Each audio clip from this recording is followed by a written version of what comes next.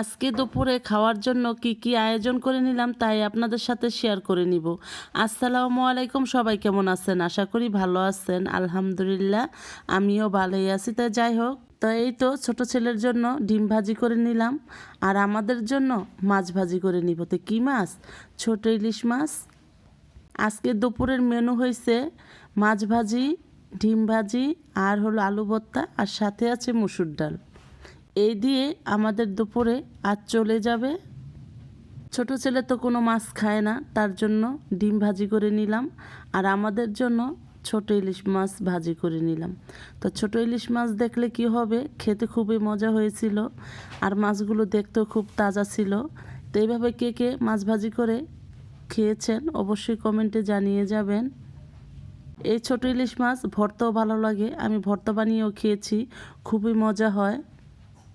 ইলিশ মাছের খুব ঘ্রাণ ছিল। মাছগুলো দেখে আমি মনে করছিলাম খেতে ভালো হবে না, কিন্তু মাছগুলো আসলে খেতে খুবই ভালো হয়েছিল। তো এই তো আমার ভাজাভাজি শেষ, এখন খাওয়ার পালা। তা সবাইকে খেতে দিয়ে দিব, কারণ আমার রান্না করতে করতে অনেকটা সময় লেগে গেল। আর সবাই আমার ভিডিওটাকে বেশি বেশি শেয়ার করে দিবেন।